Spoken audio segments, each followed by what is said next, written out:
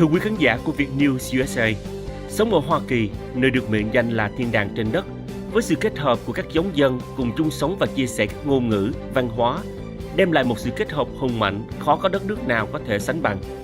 Tìm hiểu thêm về các cộng đồng bạn qua những con người thật, việc thật, cũng sẽ giúp chúng ta biết thêm được nhiều cái hay, cái quý đáng học hỏi. Chương trình song ngữ, cuộc sống quanh ta, với các khách mời là những doanh nhân, nghệ sĩ, thương gia, chính trị gia, sẽ đem đến cho chúng ta nhiều bất ngờ thú vị. Chương trình được sử dụng với hai ngôn ngữ tiếng Anh và tiếng Việt, và với sự điều phối thật linh động lưu loát của cô hướng dẫn chương trình xinh đẹp và tài giỏi của tiểu bang Arizona, Tiffany Mộng Tuyệt, sẽ giúp các bạn trẻ thêm sự gần gũi với cộng đồng Việt Nam và cũng như những người khán giả của Viet News USA biết thêm được nhiều thông tin cuộc sống xung quanh ta. Trọng Phúc chào đón quý khán giả đến với chương trình của Viet News USA, một chương trình thiết thực cho mọi gia đình. Cảm ơn quý khán giả đã luôn ủng hộ các chương trình của Viet News USA và đặc biệt là chương trình song ngữ cuộc sống quanh ta. Chương trình nằm nối kết các thế hệ với nhau bằng một chương trình song ngữ. Ngoài ra, chương trình còn tạo điều kiện để chúng ta cùng tìm hiểu về những cộng đồng bạn, những văn hóa, phong tục, tập quán, cùng những thành công, những gương tốt để chúng ta cùng thêm sự hiểu biết và cùng hòa nhập trong cuộc sống tại Hợp Trung Quốc, Hoa Kỳ. Welcome to a journey of courage, hope, and new beginnings.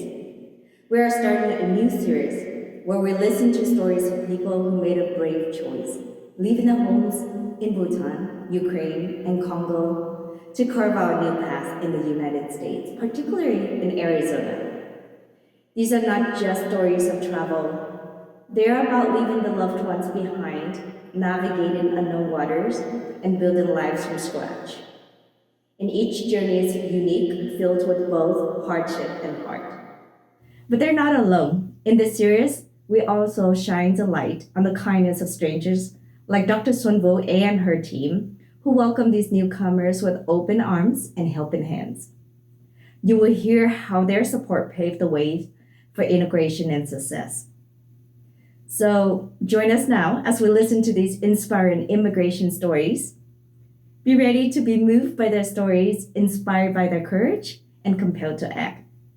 We encourage you to share the stories, discuss these stories, and open your hearts and lend your support, and become part of the welcome and embrace that makes America a true land of opportunity for all.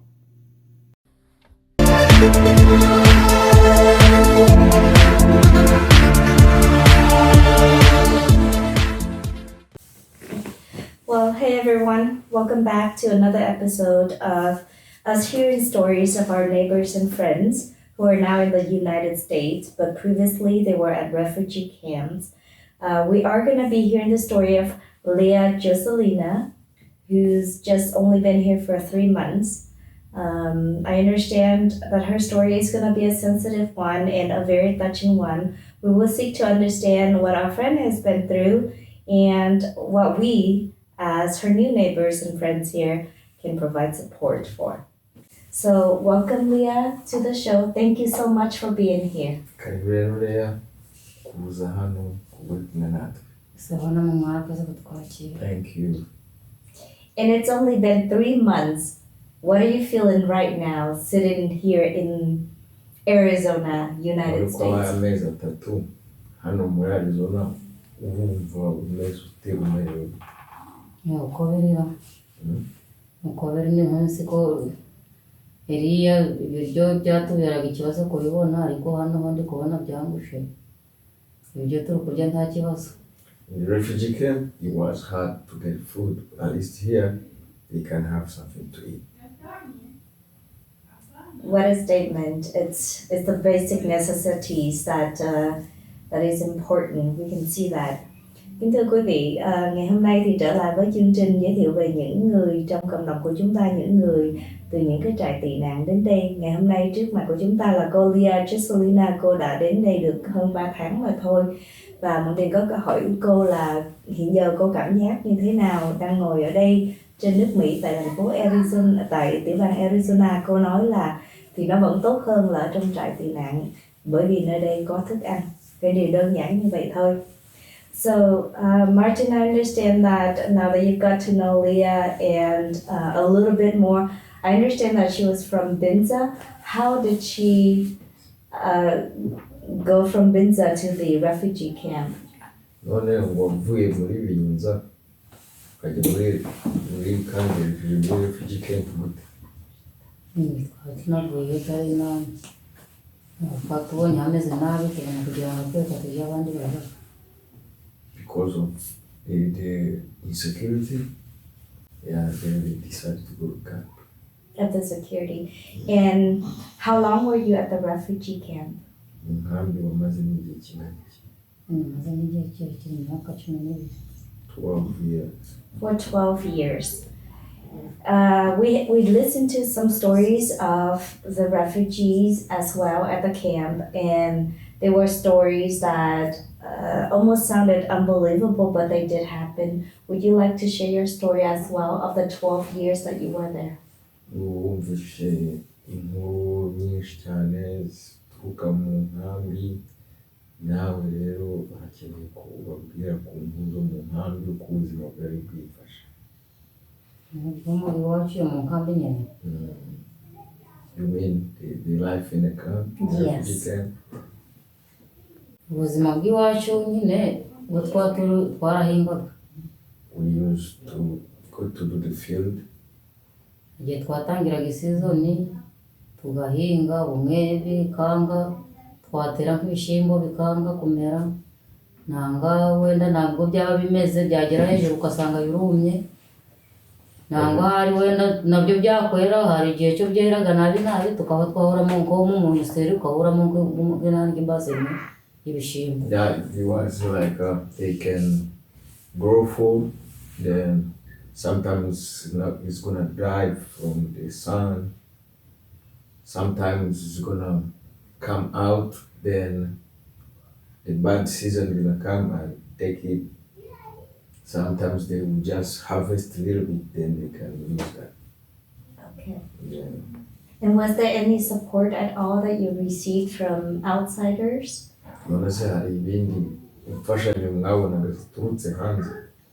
Baradufashaga baduherezaga imfashanyo buri kwezi, baduherezaga isente.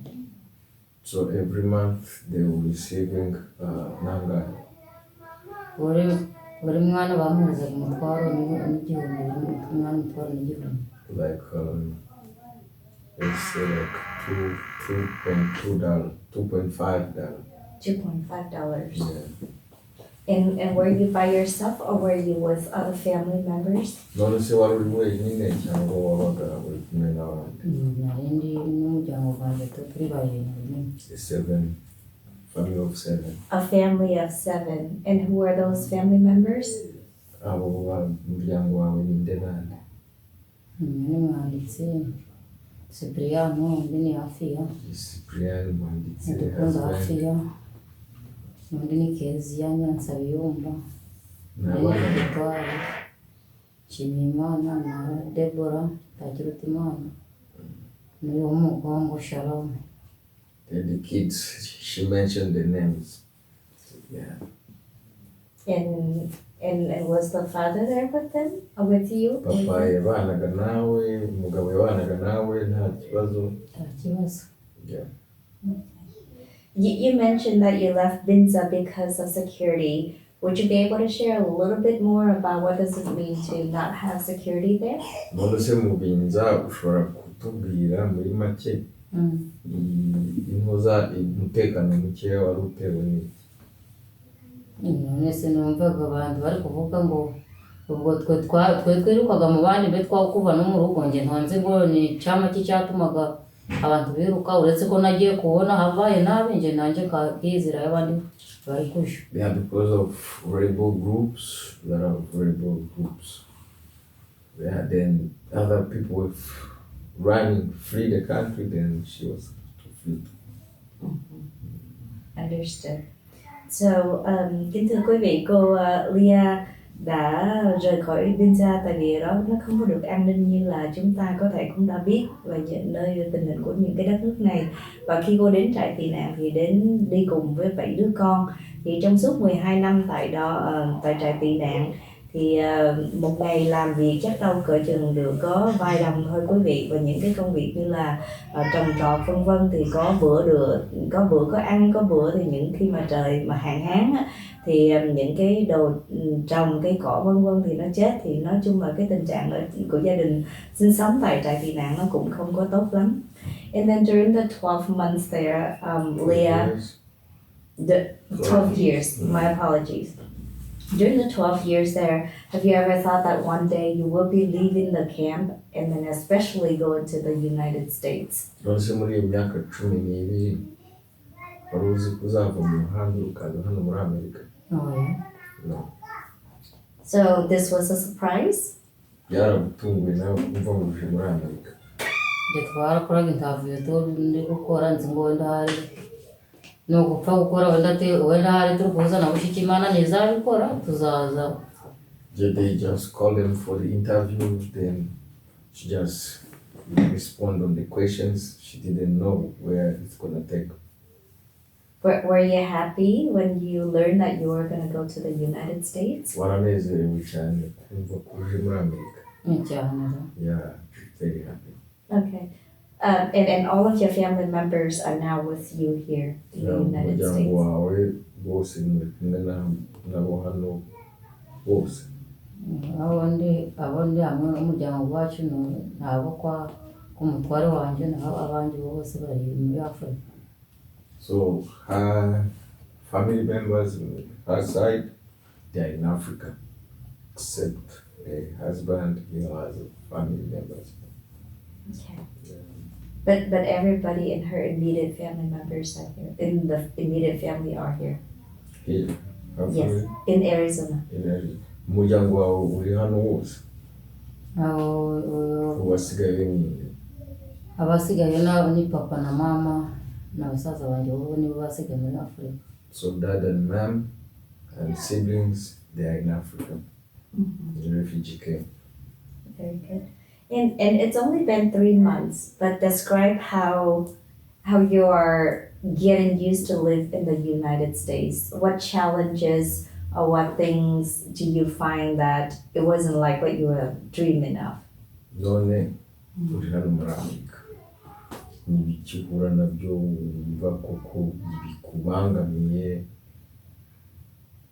ibyo uhura nabyo ukabona bitagenda neza nk'uko wabitekerezaga ko bizagenda neza? Mbona byose biri kugenda neza. Imodoka iki kugenda ahantu urahagenda nta kibazo. Uvuga ko ni ibintu uhura nabyo bikubangamiye mu buzima busanzwe hano, inzu iki n'ibyo cyose kwishyura se byo none ko tutari twagera isaha nabo batubwira ngo tugomba kwishyura ko tunakiri mu maboko bwabo. akazi uragafite, umugabo akazi ko ntako.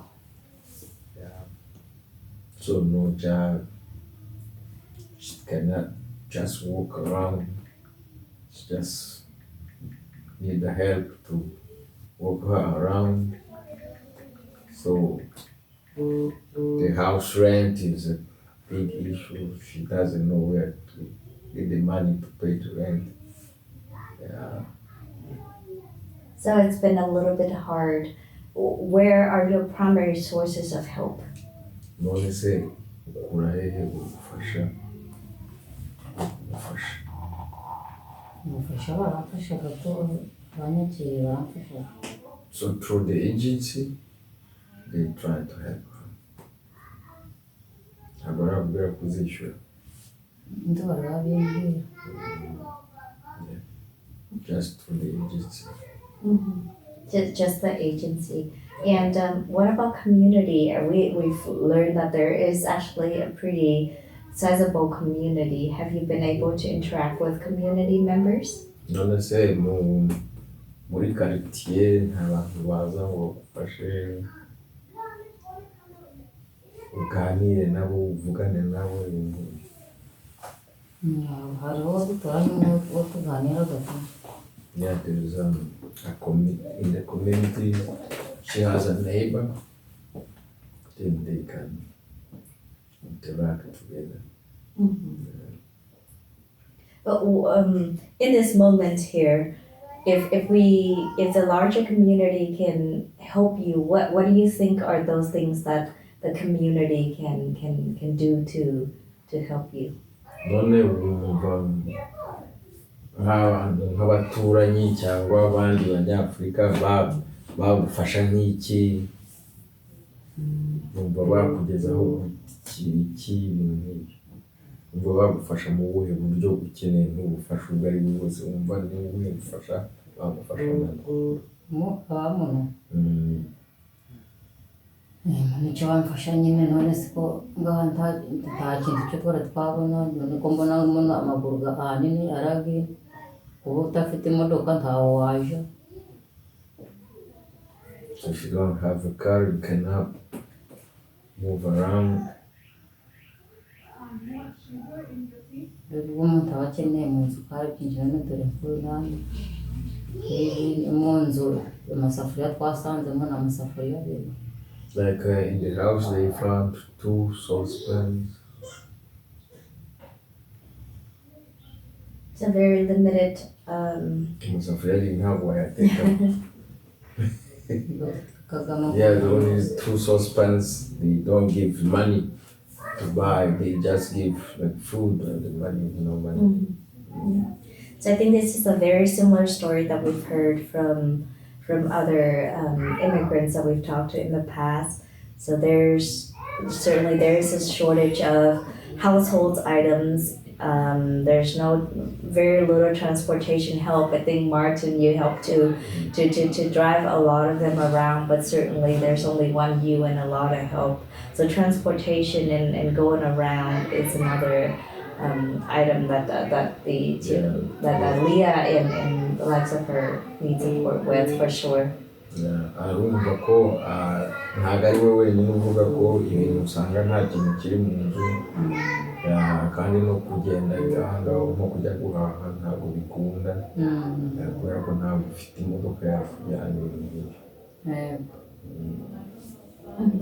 And Leya, I think some of the things, and Martin too, before you came back here, we had a discussion on Dr. Sombu, who is a big supporter of the community and of this effort and of you and so on. So we're thinking of doing like community events where we can gather all of the immigrants and let them, be amongst others. There's going to be support. As we mentioned, our viewers here can certainly drop donations at Dr. Sombu's office, which we will run the address as well as the contact information on the screen so that you can get a hold of.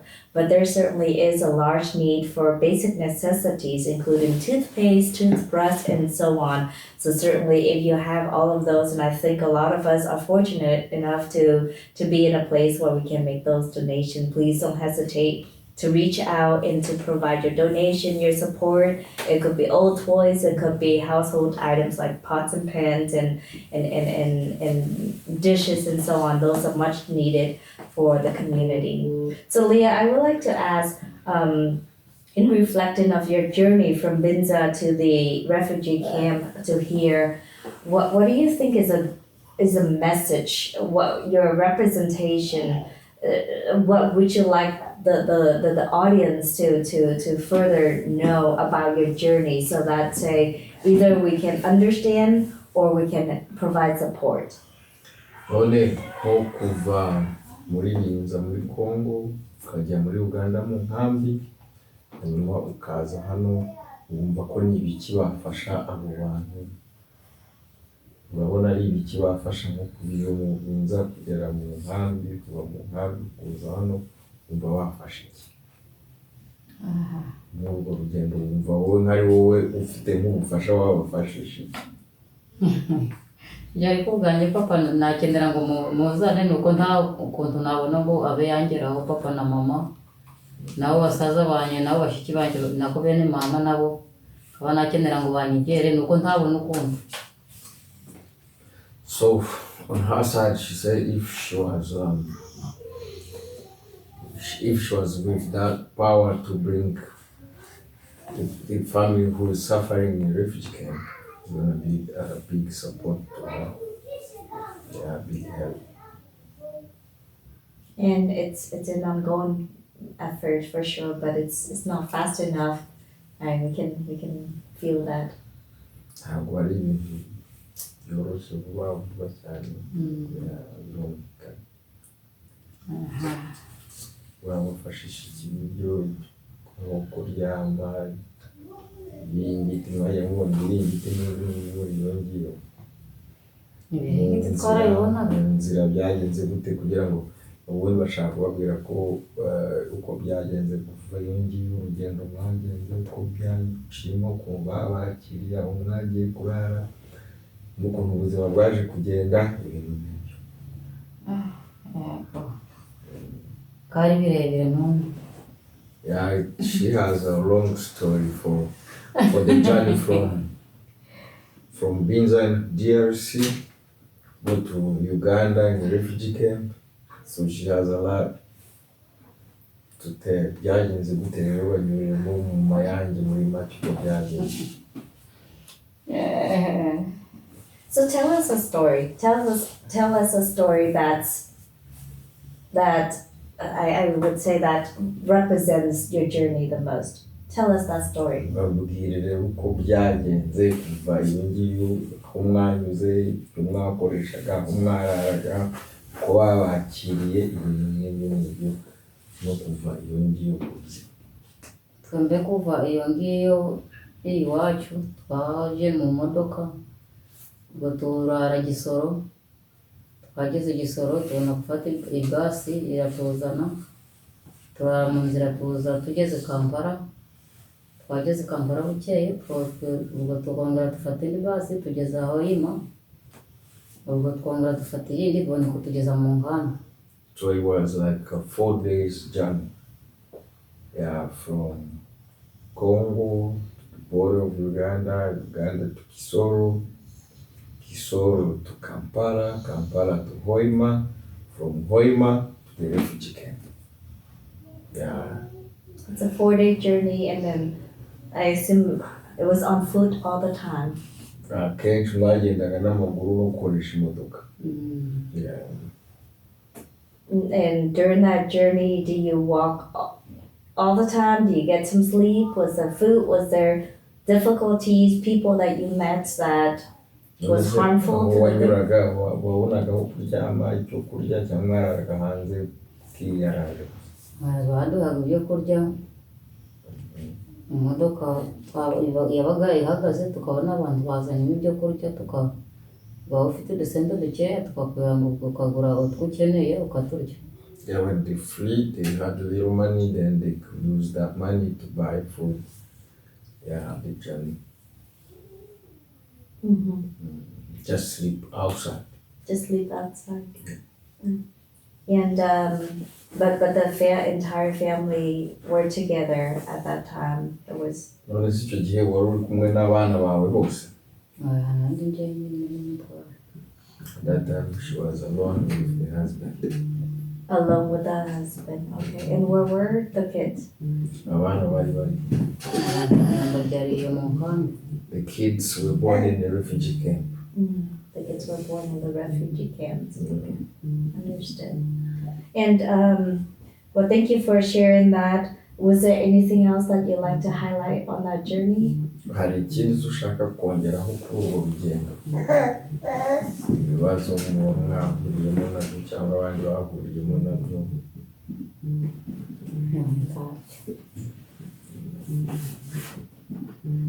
Well, I'm certain you will have a lot to contribute to this country. It is difficult at first. We've heard of stories of immigrants here.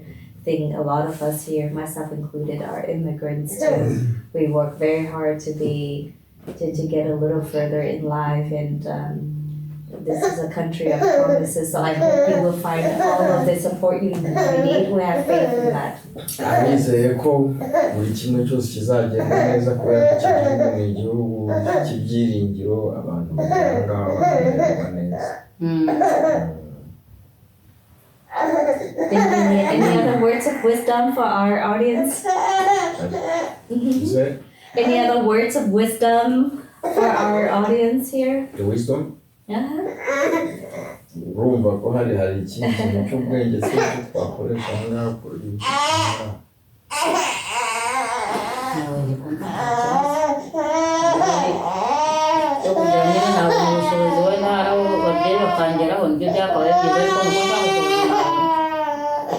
So she has like recommendation or request if you know people who can help her to reunion with dad and siblings here can be very helpful. So it's little ones getting a little anxious here, but we're gonna wrap up the story with once again Leya sharing that if there's all kind of support is welcome, including ways, and I think this is gonna be more for those who know how to work across the borders, better ways and faster ways for say like family members from the refugee camps that are still there to come to the United States and reunite with the family members. I think that will be something that's helpful. That is a much bigger effort for sure, but for the rest of us who can provide immediate support, our new neighbors and friends here do have a need for support with basic necessities, anything you can think of, including toys, food, rice, beddings and so on. Do drop them off. Diapers is very important for the little ones. All of those welcome, and we will again run the address of the clinic where we're doing the interview. You can certainly drop it off here with Dr. Xuân Vũ and her staff, and those will be delivered to folks like Leya and those in need. So thank you again for your time today, and we'll see you next time. Thank you, Leya. Thank you very much.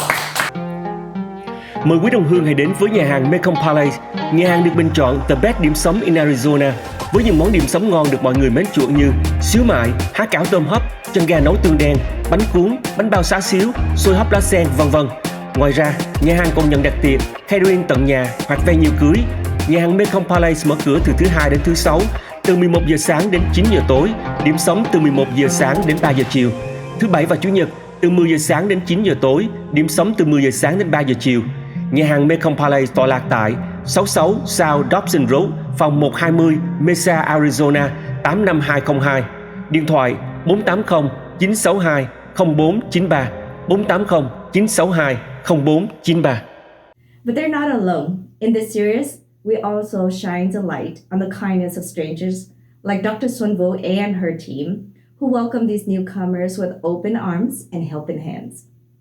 You will hear how their support paved the way for integration and success. So join us now as we listen to these inspiring immigration stories. Be ready to be moved by their stories, inspired by their courage, and compelled to act. We encourage you to share the stories, discuss these stories, and open your hearts and lend your support, and become part of the welcome and embrace that makes America a true land of opportunity for all. Cảm ơn quý khán giả đã theo dõi chương trình Song ngữ Cuộc sống quanh ta với Tiffany Mộng Tuyền và khách mời. Chương trình phát hình vào mỗi tối thứ Hai hàng tuần trong khung giờ quen thuộc là 7 giờ PM giờ Arizona trên channel Viet News USA. Mọi đóng góp ý kiến cũng như tham gia chương trình, vui lòng liên lạc với chúng tôi qua số điện thoại 602 481 2647 hoặc theo địa chỉ email info.vietnewsusa@gmail.com. Chân thành cảm ơn. Chúc quý khán giả có một ngày thật là vui bên gia đình và người thân. Hẹn gặp lại quý khán giả trong chương trình tới. Và đừng quên bấm nút like, nút chuông để luôn theo dõi cũng như chia sẻ các chương trình của Viet News đến với mọi người. Have a wonderful day and see you soon.